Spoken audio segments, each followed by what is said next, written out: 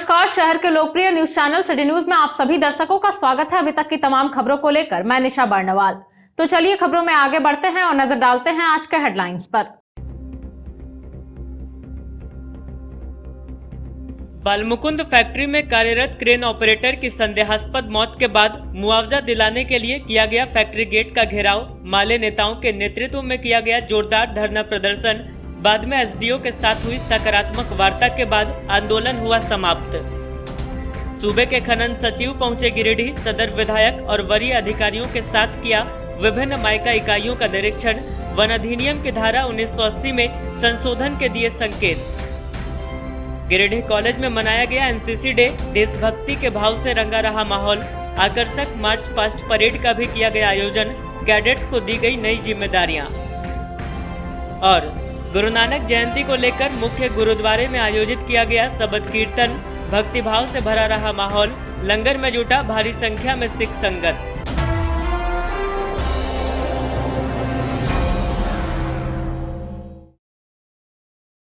और अब खबरें विस्तार से। बालमुकुंद फैक्ट्री में कार्यरत क्रेन ऑपरेटर राजेश कुमार राम की मौत के बाद मुआवजे की मांग को लेकर परिजन समेत कई जनप्रतिनिधियों ने छतरो स्थित बालमुकुंद फैक्ट्री के गेट को जाम कर दिया। हालांकि प्रशासन के सकारात्मक आश्वासन के बाद सभी समझे और जाम को हटाया जा सका। बालमुकुंद फैक्ट्री में काम करने वाले क्रेन ऑपरेटर राजेश कुमार राम की संदेहास्पद परिस्थिति में हुई मौत के मामले में रविवार को चतरो फैक्ट्री गेट को जाम किया गया। बाद में सकारात्मक वार्ता के बाद ही जाम को हटाया जा सका। बताया गया कि परिजनों की ओर से उचित मुआवजा और 18 साल काम के बदले उचित पावना के भुगतान के साथ साथ दोषियों पर कार्रवाई की मांग को लेकर फैक्ट्री गेट को जाम किया गया। यहाँ इस आंदोलन की अगुवाई भाकपा माले नेता राजेश कुमार यादव, राजेश सिन्हा के अलावे शहर के कई लोग कर रहे थे। बताया गया कि कल शव के अंत्य परीक्षण के बाद परिजनों ने मुआवजे की मांग को लेकर शव लेने से इनकार कर दिया था तथा बालमुकुंद फैक्ट्री के बरमसिया स्थित कार्यालय के सामने धरने पर बैठ गए थे। रात भर वे कार्यालय के समक्ष ही जमे रहे और आज सुबह 9:30 बजे से चतरो स्थित बालमुकुंद फैक्ट्री के गेट को जाम कर दिया। बाद में सदर एसडीएम प्रेरणा दीक्षित की पहल पर आंदोलनकारियों के साथ मुफस्सिल थाने में एक वार्ता हुई। वार्ता में सदर एसडीएम के अलावे अनुमंडल पुलिस पदाधिकारी अनिल कुमार सिंह, मुफस्सिल थाना प्रभारी इंस्पेक्टर रत्नेश मोहन ठाकुर तथा पीड़ित परिवार की ओर से माले नेता राजेश कुमार यादव एवं राजेश सिन्हा, मृतक के भाई राकेश कुमार आर्य, पिंटू राम, बबलू राम, भीम रवानी समेत कई अन्य ने भाग लिया। वार्ता के क्रम में पीड़ित के परिजनों तथा माले नेताओं ने बालमुकुंद फैक्ट्री में ही घटना होने के उपरांत इसे छुपाने तथा साक्ष्य को मिटाने के लिए उसे सड़क पर फेंक देने का आरोप लगाया। साथ ही कहा कि दुर्घटना का मसला तो अलग है और जांच का विषय है, लेकिन 18 साल से फैक्ट्री में काम करने के बदले उचित पावना का भुगतान ठेकेदार अथवा उनकी असमर्थता में फैक्ट्री मालिक को ही करना होगा। वहीं उनके बातों को सुनने के बाद प्रशासन की ओर से परिजनों द्वारा दिए गए आवेदन के आलोक में हर हाल में कार्रवाई करने का पूरा भरोसा दिलाते हुए फिलहाल ठेकेदार की ओर से 2.5 लाख रुपए आर्थिक मदद की बात करते हुए मृतक के शरीर का दाह संस्कार कराने का आग्रह किया गया। अंततः प्रशासन के उपरोक्त प्रस्ताव पर विचार करने के उपरांत परिजन मृतक का शव लेने को तैयार हो गए। बताया गया कि इन फैक्ट्रियों में मजदूरों का शोषण हो रहा है, जिसके खिलाफ लंबी लड़ाई छेड़नी होगी। मौके पर मनोज साव, मिथुन चंद्रवंशी, रॉकी नवल, विशाल यादव, बाबा बंगाली, रुपेश रजक, पिंटू राम, शिवाराम, मनीष राम, पंकज राम आदि शामिल थे।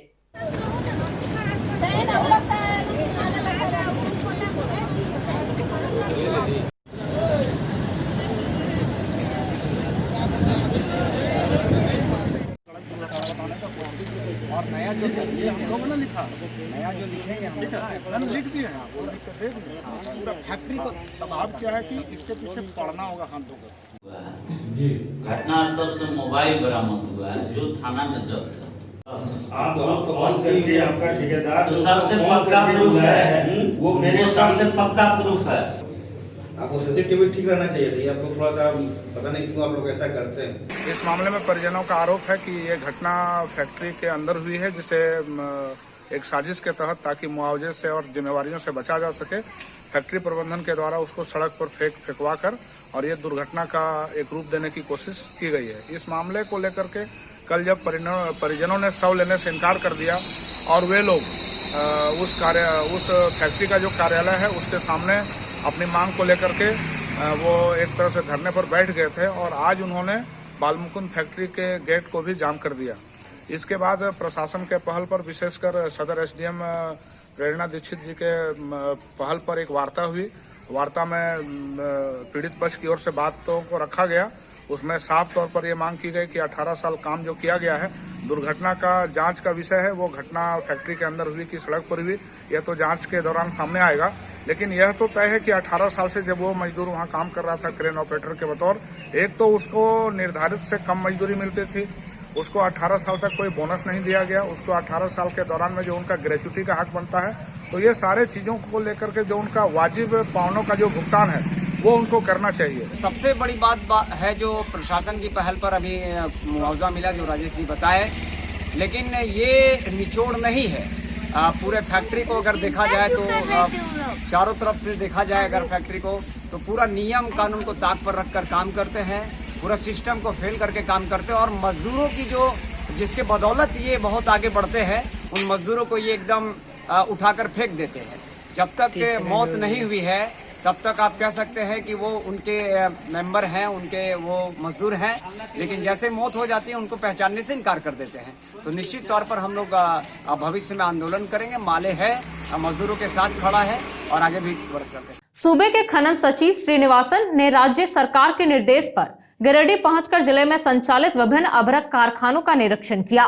निरीक्षण के दौरान सचिव ने माइका ट्रेड से जुड़े कारोबारियों समेत माइका की कटाई करने वाले श्रमिकों से भी मुलाकात की। राज्य सरकार के निर्देश पर रविवार को सूबे के खनन सचिव श्रीनिवासन गिरिडीह पहुंचे और विभिन्न अभ्रक इकाइयों का निरीक्षण किया। मौके पर विधायक सुदिव्य कुमार सोनू, डीसी राहुल सिन्हा, प्रशिक्षु IAS रियाज अहमद, जिला खनन पदाधिकारी सतीश नायक भी मौजूद थे। इस दौरान सचिव और डीसी ने माइका ट्रेड से जुड़े कारोबारियों से मुलाकात की। शहर के सर्किट हाउस में जय माइका के निदेशक अशोक पांड्या, रूबी माइका के राजेंद्र बगड़िया, संजय बगड़िया, लक्ष्मीकांत रजगड़िया और चैम्बर ऑफ कॉमर्स के सचिव निर्मल झुंझुनवाला मौजूद थे। मुलाकात के बाद सचिव ने शहर के कई नामचीन माइका कारखानों का निरीक्षण भी किया, जिसमें जय माइका, रूबी माइका शामिल था। दरअसल खनन सचिव को भी माइका कारोबार को लेकर लगातार भ्रामक जानकारी मिल रही थी। इसमें बाल श्रमिकों द्वारा माइका की कटाई और उनसे पक्का माल तैयार किए जाने की बात शामिल थी। लिहाजा गिरिडीह के माइका आधारित उद्योग का निरीक्षण किया गया। इस दौरान सचिव श्रीनिवासन भी समझे कि सूबे के आर्थिक हालात सुधारने की दिशा में माइका कारोबार की भूमिका अहम हो सकती है। इस दौरान सचिव ने जिन फैक्ट्रियों का निरीक्षण किया, उनमें माइका की कटाई करने वाले श्रमिकों से बातचीत भी की।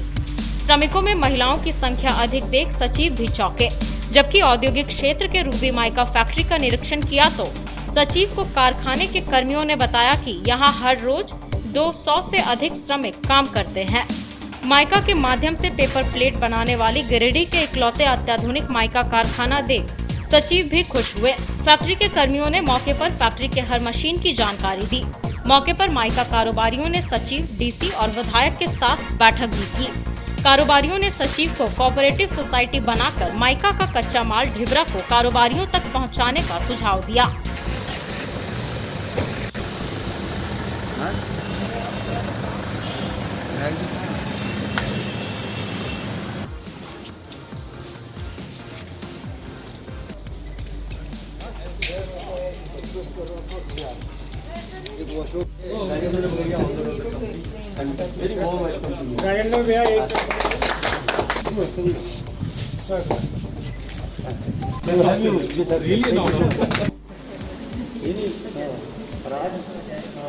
बस ये इतनी अच्छी सोच है।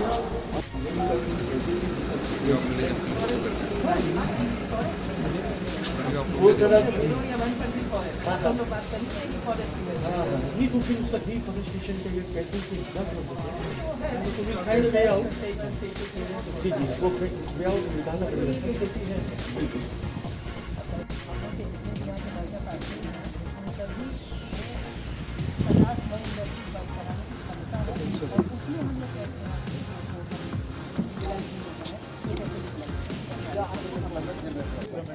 Very good. हमारे आप छोड़ने नहीं पेट्रोल हमारे हैं और ये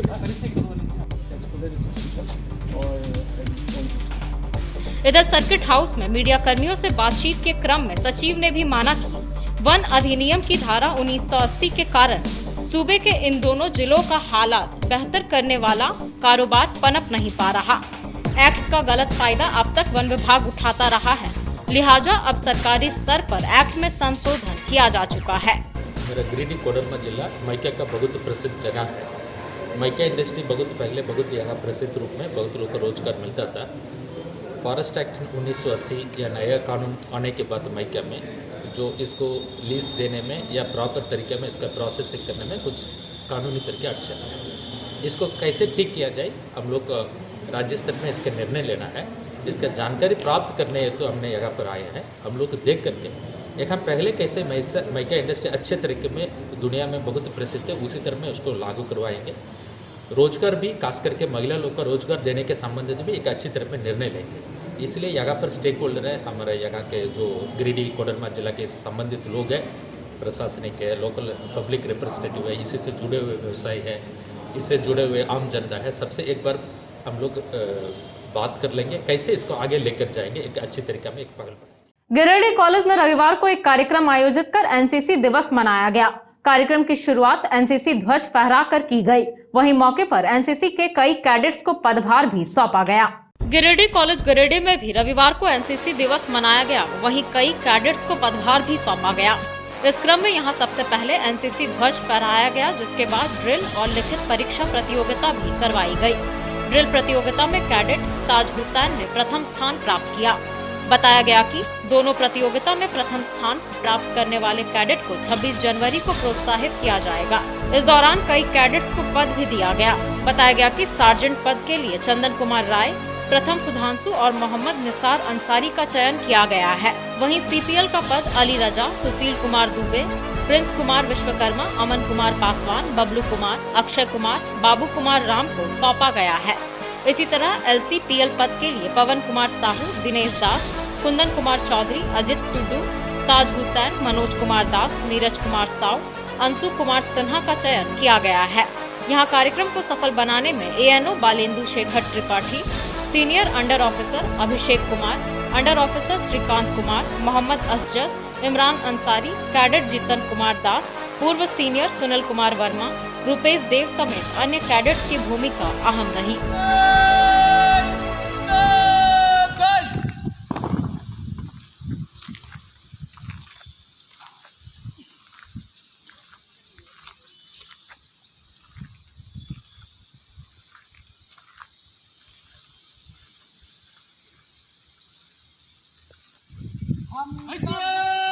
हम सब भारतीय हैं, है यहाँ, गिर जाता है घड़ियाल कहीं, मुल्ला की कहीं है जा।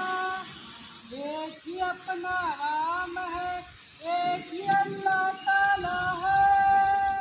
जय श्री राम, जय फुल। हमने से फुल ब्लैक मार्च एक चल।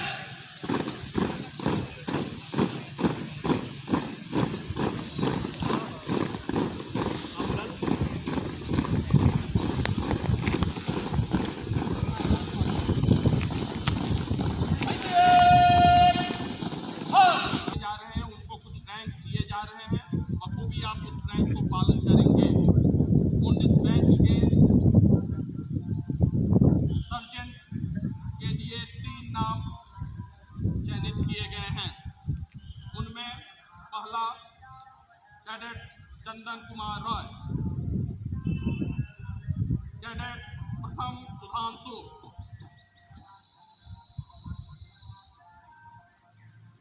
कैडेट मोहम्मद निसार अंसारी, कारपोरल के लिए ऐसे 7 लोग चयनित हुए हैं: अली राजा, सुशील कुमार दुबे, प्रिंस कुमार विश्वकर्मा, अमन कुमार पासवान, बबलू कुमार दास,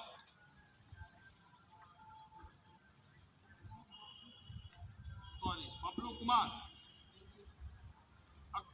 अक्षय कुमार सिन्हा, बाबू कुमार राम। ये सारे सामने आ जाए।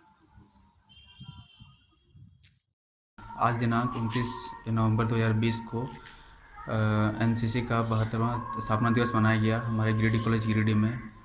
और इस स्थापना दिवस में हमारे एनसीसी के जो गिरिडीह कॉलेज गिरिडीह के जो एनओ हैं श्री बालेंद्र त्रिपाठी और मैं senior cadet senior under officer Abhishek Kumar और under officer Shrikant Kumar, MD Azad और इमरान अंसारी और हमारे पूर्व सीनियर सुनील कुमार वर्मा और रुपेश देव और हमारे एनसीसी बैच के 17 बैच के जीतन कुमार दास ने इसको सफल बनाया आज के एनसीसी दिवस को। और आज के दिन हमारे 2 प्रतियोगिताएं रखी गई थी, एक लिखित परीक्षा थी और ड्रिल परीक्षा। तो उसमें सारे जितने भी कैडेट थे उनके सहयोग से इनको सफल बनाया गया। और उस पर ड्रिल कंपटीशन में हमारे 19 बैच के ताज हुसैन ने बेस्ट ड्रिल का अवार्ड जीता है। और लिखित परीक्षा का परिणाम हमने अभी 26 जनवरी को उनको फिर सम्मानित किया, कप देकर अभी प्रोत्साहित किया। डुमरी के पोखरिया पुलगो निवासी 22 वर्षीय नेहाल पंडित की मौत संदेहास्पद परिस्थिति में हो गई। बताया गया कि शनिवार शाम वह अपने घर से ससुराल के लिए निकला था। रात में अचानक किसी ने फोन कर नेहाल की मौत सड़क हादसे में होने की सूचना दी। इधर घटना को लेकर परिजनों ने हत्या की आशंका जाहिर की है।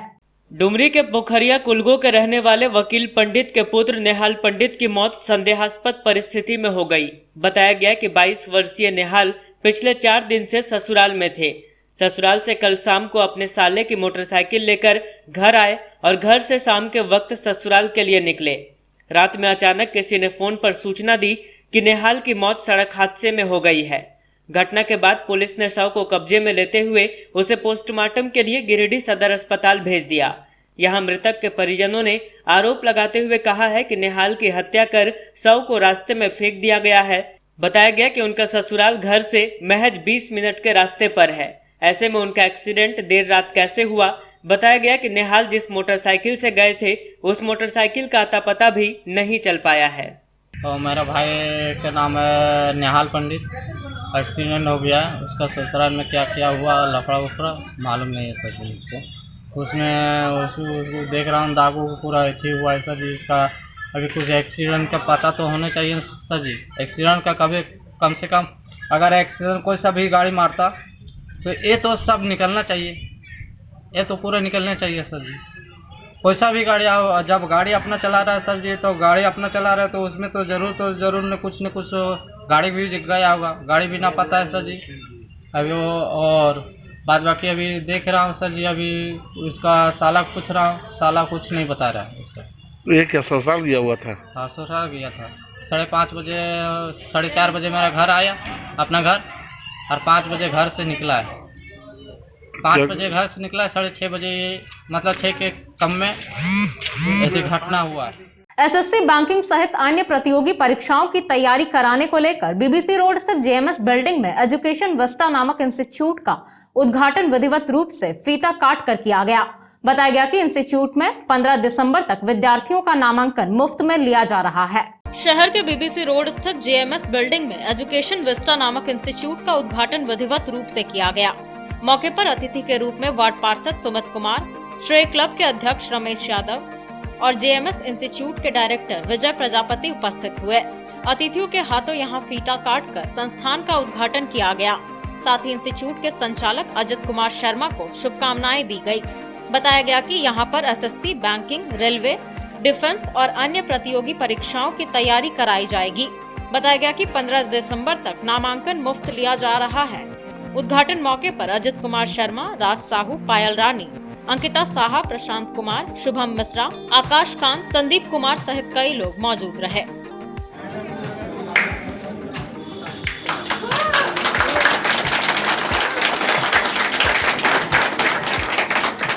यहाँ पर बीबीसी रोड में एजुकेशन विस्टा कोचिंग संस्थान का शुभारंभ हुआ है, जो कि बहुत ही अच्छा है।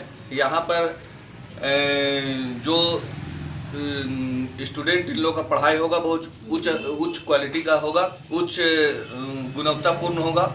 और हम यहाँ पर सभी कोचिंग संचालक को धन्यवाद देते हैं कि इस प्रकार का कोचिंग का यहाँ पे संचालन कर रहे हैं, और हम इनके उज्जवल भविष्य की कामना करते हैं। यहाँ पे पढ़ने वाले विद्यार्थियों के उज्जवल भविष्य की कामना करते हैं। यहाँ पे जो कोचिंग का संचालन करेंगे उनको मैं तहे दिल से धन्यवाद देता हूँ। मेरा नाम अजीत कुमार शर्मा है। मैं यहाँ पे एजुकेशन विस्टा नाम का कोचिंग शुरू कर रहा हूँ बीबीसी रोड में जो है।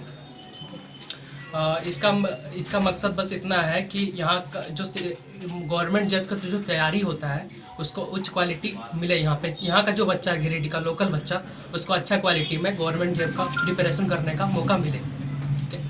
जो गिरिडीह में जो कोचिंग्स हैं उनमें जो क्वालिटी है उनसे हम लोग कुछ बेहतर करना चाहते हैं, कुछ अलग करना चाहते हैं। इसलिए हम यहाँ पे एक नया कोचिंग शुरू कर रहे हैं।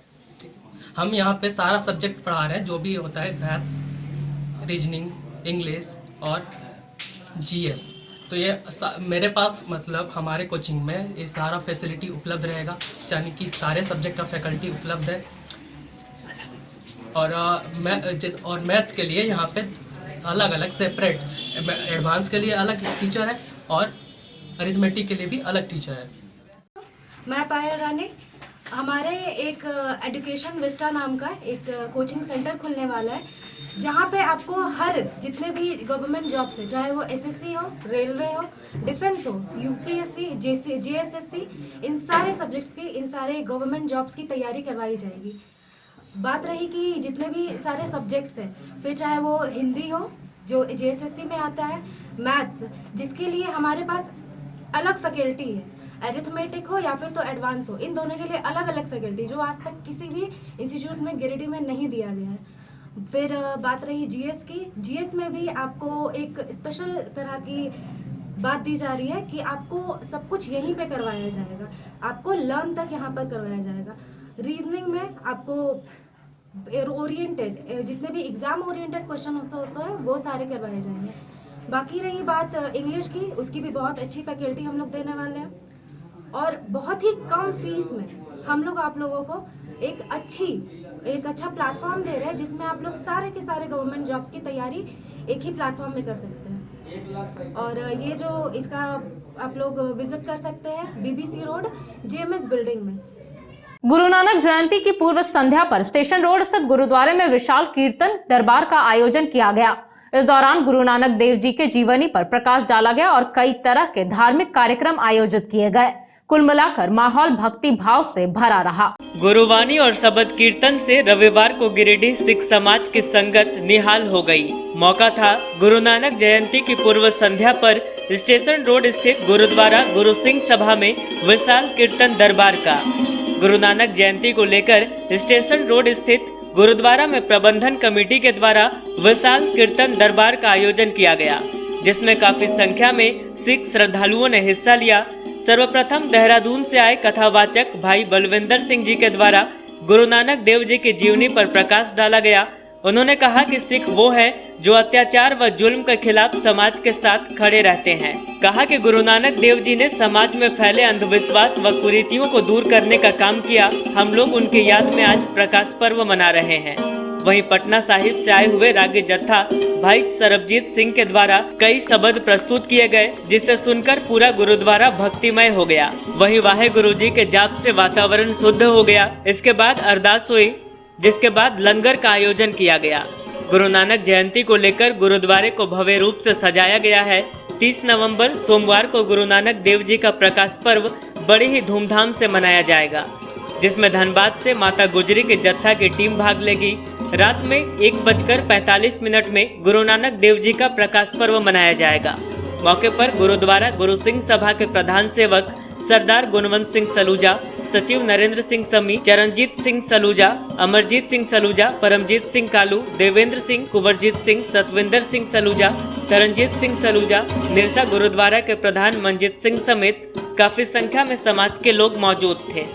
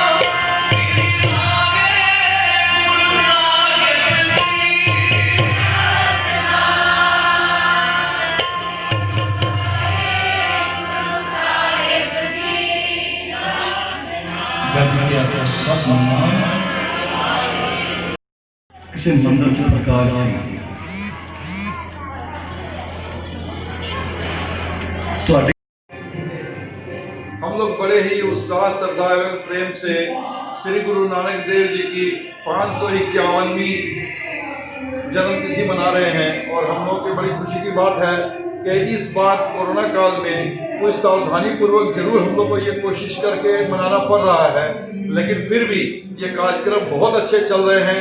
और हम लोग जिस तरह से हमेशा कार्यक्रम चलते हैं, अखंड पाठ और प्रभात फेरी, लेकिन सिर्फ इस बार हम लोग शोभा यात्रा जो जुलूस निकालते थे वो हम लोग नहीं निकाल पाए, लेकिन फिर भी कार्यक्रम बहुत सारे हो रहे हैं। और आज भी हमारे बाहर से आए हुए रागी जत्था और बाहर से आए हुए हमारे प्रचारक और सारे जितने हमारी टीम आई हुई है, ये सारे आज बहुत ही प्रेम के साथ, बहुत ही श्रद्धा के साथ लगे हुए हैं। और हम लोग ये कार्यक्रम चल रहे हैं जिसमें कि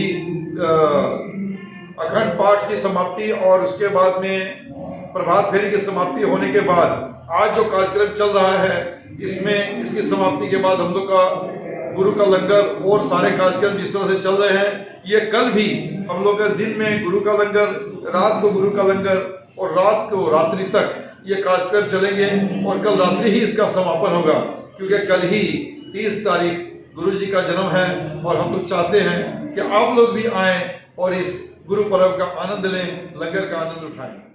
सदर अस्पताल में रविवार को सेंट्रल जेल में बंद 3 कैदियों का ऑपरेशन सफलतापूर्वक किया गया। बताया गया कि डॉक्टर राजीव ने तीनों का सफल ऑपरेशन किया है। जल्द ही तीनों को अस्पताल से छुट्टी भी दे दी जाएगी। गिरिडीह सदर अस्पताल में पहली बार सेंट्रल जेल के बंदियों का ऑपरेशन सफलतापूर्वक किया गया। बताया गया कि धनेश्वर सिंह, सुनील मंडल और राजेंद्र हेम्ब्रम अलग अलग मामलों में विचाराधीन बंदी हैं, तीनों को हाइड्रोसील की समस्या थी। तीनों बंदियों को एक दिन पहले ही गिरिडीह सदर अस्पताल में भर्ती कराया गया था। रविवार को डॉक्टर राजीव के द्वारा तीनों का सफल ऑपरेशन किया गया। बताया गया कि civil surgeon doctor Siddharth Sanyal की देखरेख में तीनों का ऑपरेशन किया गया है। जल्द ही तीनों को छुट्टी भी दे दी जाएगी। कल दिनांक 28 तारीख को जेल से आए हुए 3 कैदियों का हाइड्रोसील का ऑपरेशन सदर अस्पताल गिरिडीह में किया गया। ये ऑपरेशन हमारे माननीय सिविल सर्जन श्री सिद्धार्थ सान्याल की देखरेख में और डॉक्टर राजीव मेरे द्वारा किया गया है। सभी मरीज अभी ठीक है, उन्हें कल हम छुट्टी दे देंगे। क्या ऑपरेशन हुआ था? हाइड्रोसील, गांडे थाना, गांव सिजुआ का रहने वाले हैं। सिजुआ का रहने वाले। पचंबा थाना क्षेत्र के 28 नंबर निवासी शहजाद खान के खटाल में आग लग गई, जिससे कई मवेशी झुलस गए। आनन फानन में स्थानीय लोगों के सहयोग से आग पर काबू पाया गया। इधर खटाल संचालक ने खटाल में आग लगा दिए जाने की आशंका जाहिर करते हुए पचंबा थाना में आवेदन देकर जांच की मांग की है। पचंबा थाना क्षेत्र के 28 नंबर निवासी शहजाद खान के खटाल में आग लगने से कई मवेशी आग में झुलस गए। जानकारी के अनुसार 28 नंबर निवासी शहजाद खान दूध का व्यवसाय करते हैं। इसके लिए इन्होंने कई मवेशी अपने खटाल में रखा है। रविवार की सुबह जब वे अपने खटाल पहुंचे तो देखा वहां रखी पुआल में आग लगी हुई है और उनके मवेशी आग में झुलस रहे हैं। आनन फानन में स्थानीय लोगों के सहयोग से आग तो बुझाया गया, लेकिन कई मवेशी आग में बुरी तरह से झुलस गए। खटाल संचालक शहजाद खान ने बिना किसी का नाम लेते हुए खटाल में आग लगा दिए जाने की शंका जाहिर की है। इस बाबत उन्होंने पचंबा थाने में आवेदन देकर न्याय की गुहार लगाई है। रात तक तो सर यहाँ आए, सब कुछ ठीक था। 9 बजे के बाद फिर हम 5 बजे सुबह में आते देखो जला हुआ। मैंने कोई दुश्मनी से 12 बजे रात में आग लगा दिया। आग लगाने के बाद भैंस मंदिर 2 ठो जल गई। ऐसा किसी से हमको झगड़ा उगड़ा नहीं है। किसी सब किसको बतावें किसे क्या दुश्मनी है। अंदरूनी दुश्मनी हो तो अल्लाह जाने। हम क्या क्या नुकसान हुआ है? 2 ठो भैंस तो बहुत ज़्यादा जल गई है, 1 ठो थोड़ा कम जली है। 3 भैंस 1 बच्चा जला है। बच्चा मतलब इंसान का या भैंस का बच्चा? जी हाँ। तो घटना का पता कैसे चला आपको जब आप आए? हम आए सर 5 बजे, पौने 5 बजे डेली आते हैं। 5 पौने 5 में यहाँ आते हैं, फिर अपना ताला खोले, उसके बाद देखें तो मैंने ऊपर जैसे आए देखें ऊपर जला हुआ। नीचे तो सूचना आपको नहीं दिया कि हाँ कुछ जल ना? नीचे बगल में कोई सूचना अगल बगल नहीं दिया सर। हाँ। तो कोई तार उर से कनेक्शन है क्या? जी ना सर, तार लाइन है ही नहीं हम लोग सर। लाइन बिना लाइन आग का कोई और कोई जरिया? कोई जरिया जलने का नहीं, कोई जरिया ना सर। कोई कहीं आग का यहाँ कोई जरिया नहीं सर। कोई जानबूझ के किया है। आग यहाँ पर लगी है, इससे ये पता चलता है कि कोई आके लगाया है। तो आप प्रशासन से क्या मांग करते हैं? प्रशासन मांग ये जांच का विषय है। जांच करे सर, क्योंकि सर इससे आज से 1 वीक पहले सर मेरा भैंस मर गया खेत में जी। तो चलिए सबर कर लिए, कुछ वजह से मरा होगा। आज से 2 दिन पहले फ्राइडे को कोई हाँक दिया भैंस को, तो खोज के लाए। 2 दिन लगा खोजने में। कल रात में खोज के परसों लाए, बांधे, और आज रात में देखिए आग जला दिया। किसी पे शक तो नहीं है सर किसी। गरहाटाड़ में बकरी द्वारा खेत चर लिए जाने की बात को लेकर 2 पक्षों में मारपीट हो गई। बताया गया कि वकील राय के खेत में लगी सब्जी को मवेशी ने चर लिया। इसी बात को लेकर जब ये और विनोद राय बकरे के मालिक के पास गए तो इनके साथ मारपीट की गई। मुफस्सिल थाना क्षेत्र के गरहाटाड़ में बकरी द्वारा फसल चर जाने के सवाल पर 2 पक्षों में मारपीट हो गई। घटना में 2 लोग घायल हो गए, जिनका इलाज फिलहाल सदर अस्पताल में चल रहा है। बताया गया कि वकील राय और विनोद राय के खेत में बकरे के चले जाने से खेत में लगी सब्जियां बर्बाद हो गई। बकरे के खेत चर जाने की शिकायत लेकर जब खेत के मालिक वकील राय और विनोद राय बकरे के मालिक व्यास राय के पास पहुंचे तो व्यास राय ने अपने सहयोगियों के साथ इन दोनों पर हमला कर दिया, जिससे दोनों लहूलुहान हो गए। मारपीट हुआ। बैगन बिलाती आज फसल लगाए थे, खा गया, वही उसको मना किए, उसी में मारपीट हुआ। कहाँ घर है आपको? गरहाटा। किसके साथ हुआ मारपीट आप लोग का? ब्यास। कौन कौन था वो लोग? क्या बोला? कौन कौन था? वही उसका परिवार लोग के साथ। कैसे हुआ मारपीट? गरहाटा में क्या मारपीट हुआ? बैगन बिलाती टमाटर लगाए थे, उसका बकरी खा गया। बोलने गए, गाली गलौज बेबुनियाद के देने लगा, बेभद्दा गाली देने लगा। उसके बाद मना करने के बाद टांगिया रड से मारा। मेरा उंगली टूट गया रड से, इनका कपार फट गया टांगिया रड से मारने के बाद।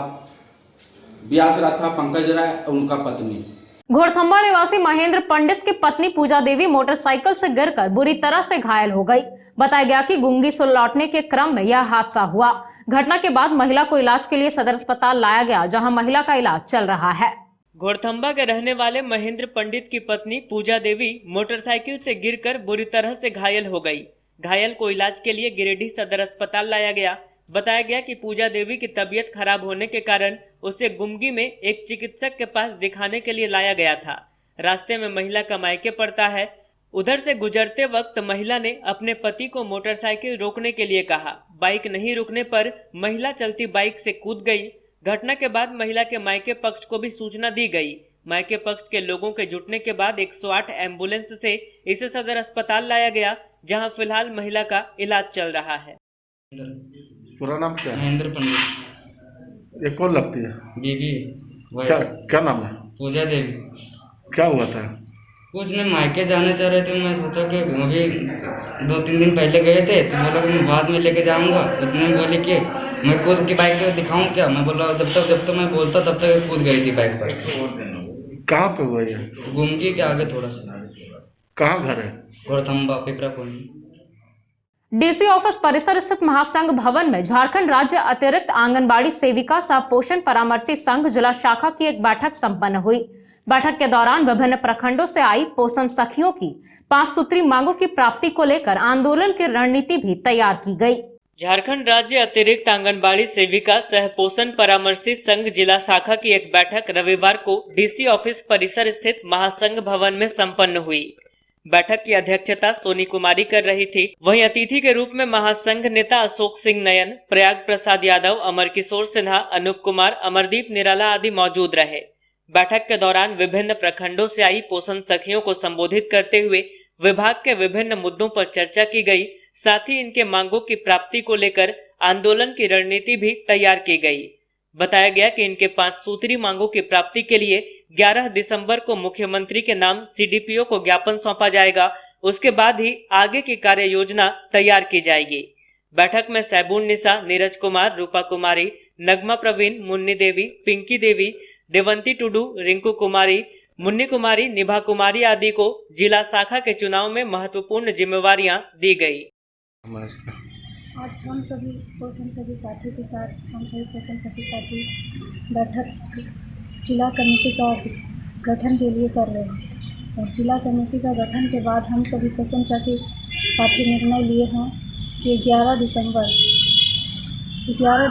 को 6 जिला के सभी प्रखंड में प्रखंड परियोजना पदाधिकारी को मांग पत्र सौंपना है।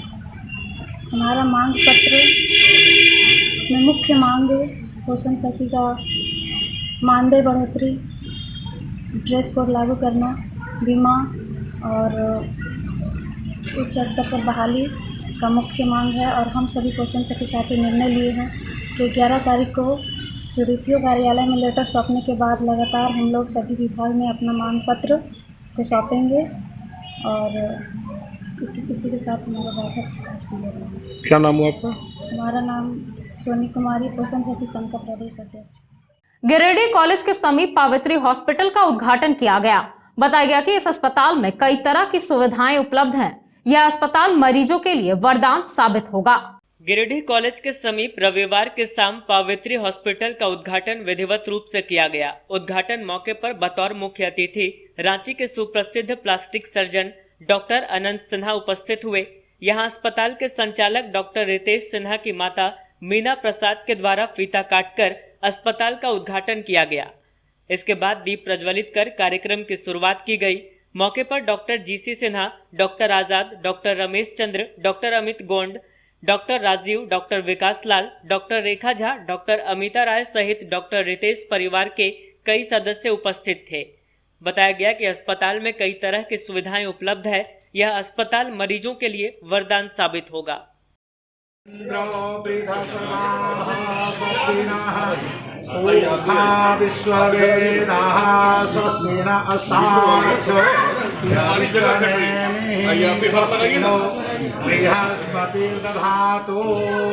मंगलम भगवान विष्णु।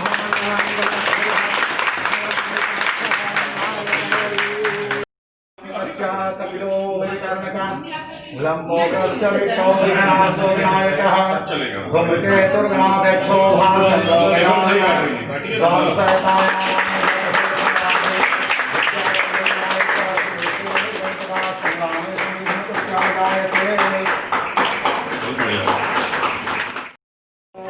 सूर्यो यजायत स्वत्रात् वा युष्यपानश्च मुखा अग्निर्जायत ओम अग्निर्ज्योति ज्योतिराग्नि ज्योति ज्योतिराग्नि ज्योति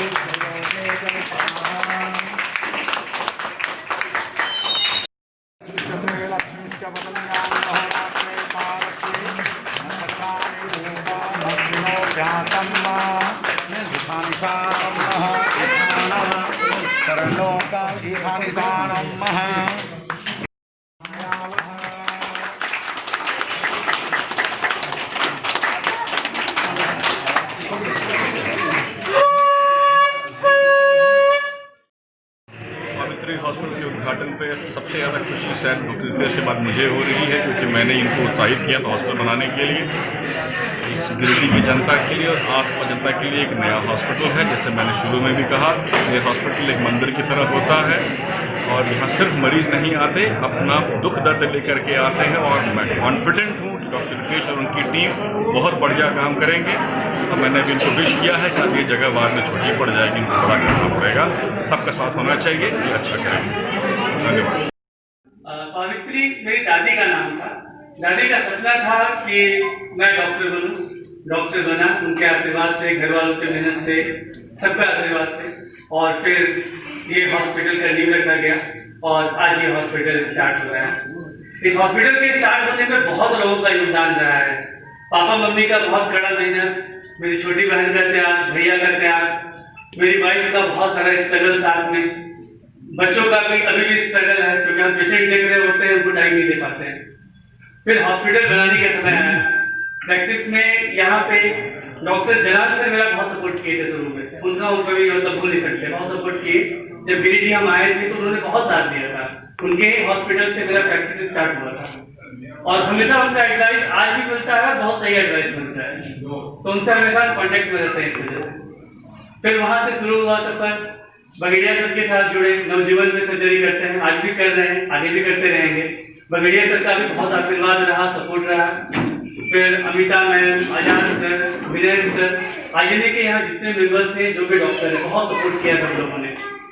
फिर इस हॉस्पिटल के बनने में अनंत सर का बहुत बड़ा योगदान है, जिसके लिए हम मतलब भूल नहीं सकते। तो चलते चलते एक बार फिर नजर डालते हैं आज के हेडलाइंस पर। बालमुकुंद फैक्ट्री में कार्यरत क्रेन ऑपरेटर की संदेहास्पद मौत के बाद मुआवजा दिलाने के लिए किया गया फैक्ट्री गेट का घेराव। माले नेताओं के नेतृत्व में किया गया जोरदार धरना प्रदर्शन। बाद में एसडीओ के साथ हुई सकारात्मक वार्ता के बाद आंदोलन हुआ समाप्त। सूबे के खनन सचिव पहुंचे गिरिडीह, सदर विधायक और वरीय अधिकारियों के साथ किया विभिन्न माइका इकाइयों का निरीक्षण। वन अधिनियम की धारा 1980 में संशोधन के दिए संकेत। गिरिडीह कॉलेज में मनाया गया एनसीसी डे, देशभक्ति के भाव से रंगा रहा माहौल। आकर्षक मार्च पास्ट परेड का भी किया गया आयोजन। कैडेट्स को दी गई नई जिम्मेदारियां। और गुरु नानक जयंती को लेकर मुख्य गुरुद्वारे में आयोजित किया गया सबद कीर्तन। भक्तिभाव से भरा रहा माहौल। लंगर में जुटा भारी संख्या में सिख संगत।